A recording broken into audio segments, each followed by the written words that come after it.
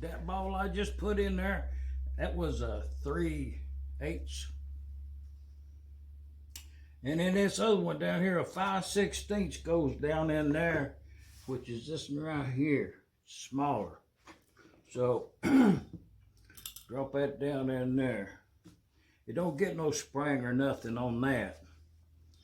Steel ball, all that is, 5/16. Now, I'm gonna take it back out there a minute so I don't get lost. You may ask, and would be wise to do so, is how did I get that seat down in there to the point where I think it functions enough to put it on the test stand and confirm that? We'll get this plunger in here, and what I've done is I took some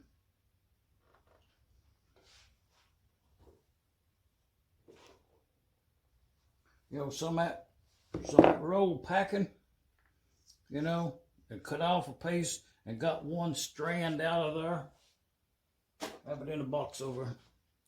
And then I intermined with that with some with that graphite packing some Teflon thread tape. I find it works real good for me.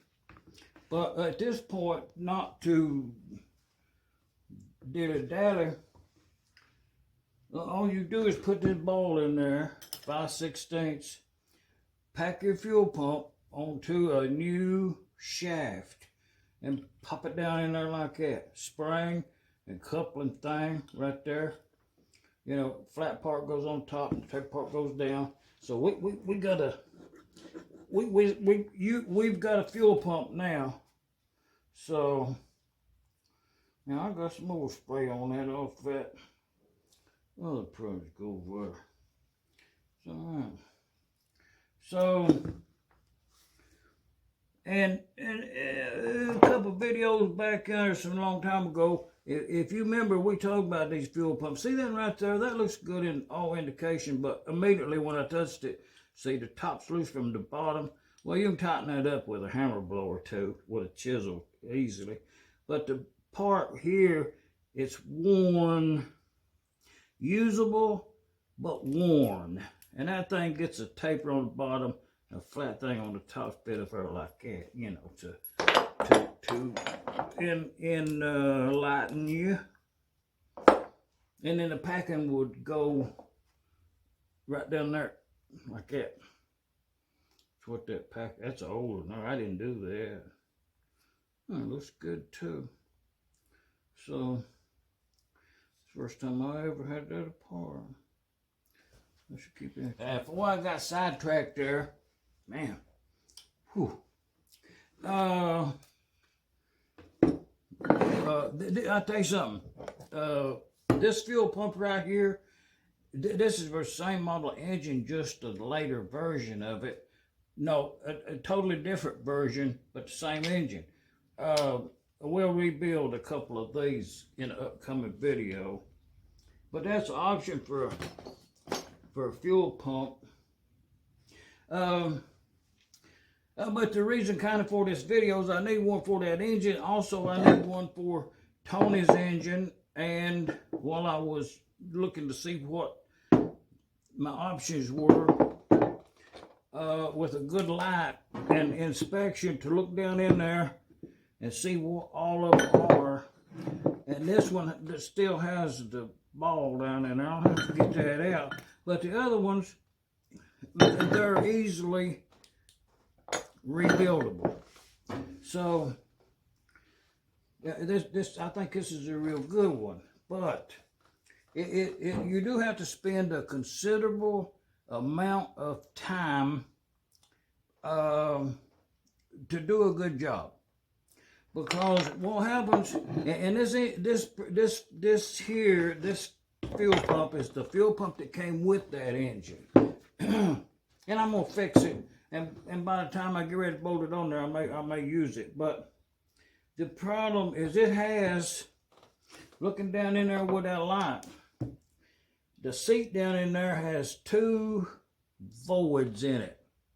like when it was casted, it may have had an air pocket or something in the metal, and it formed a little bubble, and then when they machined it, that valve seat, that ball seat, it opened that up so the fuel could bypass around it. It wouldn't get in a good seat. So it's a few thousandths deep. Has to be removed.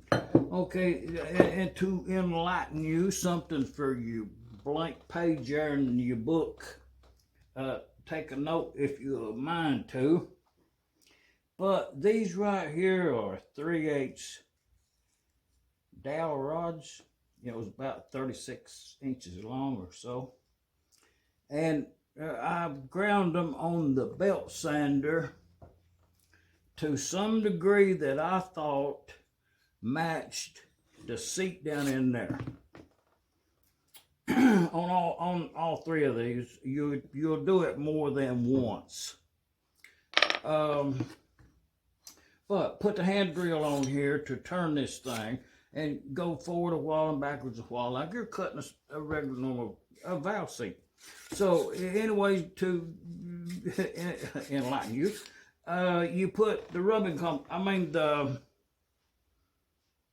valve grinding compound, and this right here, that's some fine stuff right there, and this is coarse. So some of them over there was really bad. So I put this. You put this valve grinding stuff like that, and you poke that down in there on that drill and go around and around and around like that, like this.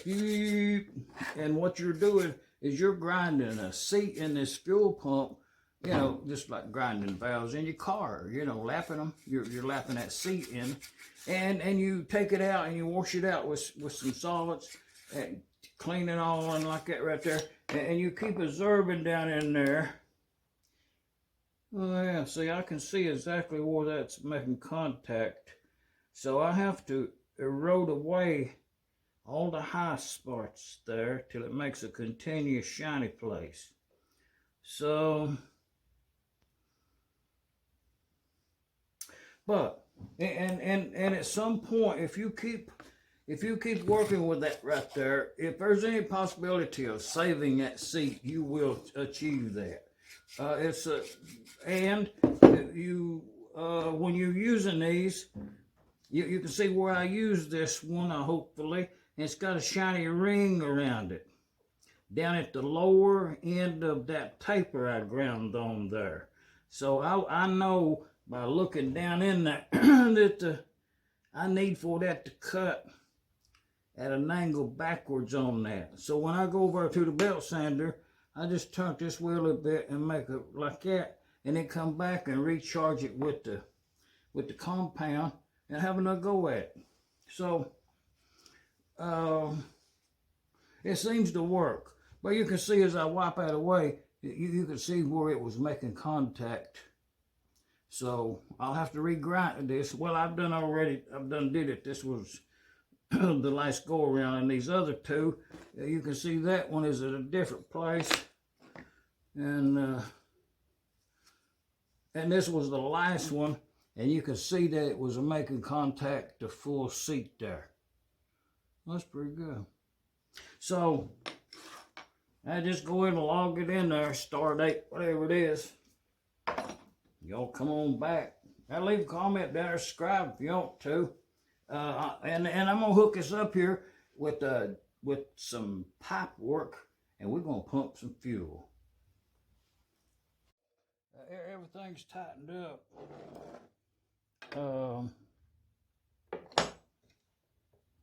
So it's ready for the test. And the way it would function is this would be the tank, and I have Coleman fuel in there, 1/4-inch copper line coming around, no check valve, just suction come around, and that would mimic the type M, come around, and the check balls in the bottom of this and in this area.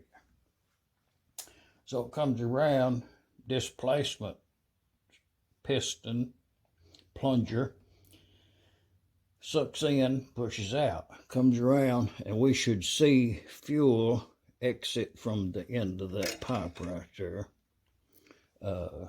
That's an area of importance. And the way this would work on an engine, the cam would roller cam part would pump the plunger there, and I'm gonna do it just mimicking that part. But let's see how many strokes it takes to get some fuel up there.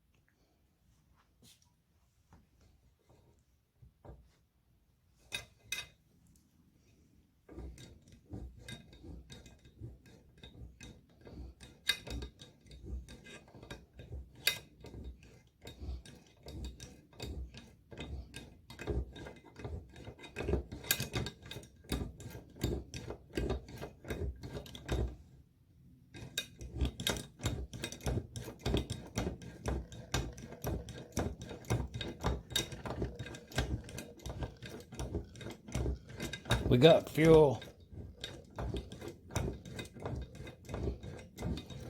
Pick that fuel up on its own. No priming. That's we got flow from this fuel pump that started on its own. It had enough vacuum and suction and it is pumping fuel, ample enough to run the engine quite well.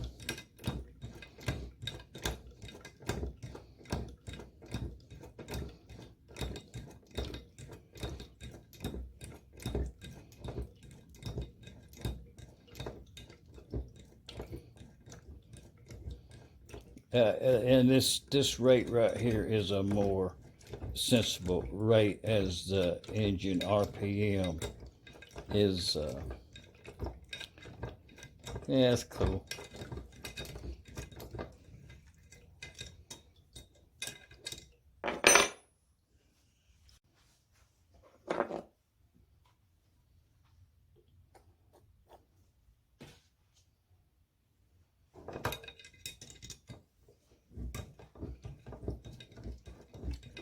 Almost well, it wasn't almost. It was the first stroke. We had discharge right there, and that's with a haphazard packing. But nothing's leaking back here. We don't have no leaks or anything. Got a little oil right there. Yeah, and I do recommend and believe in oiling this spring mechanism, packing mechanism, quite liberally and often. Make a note of that. But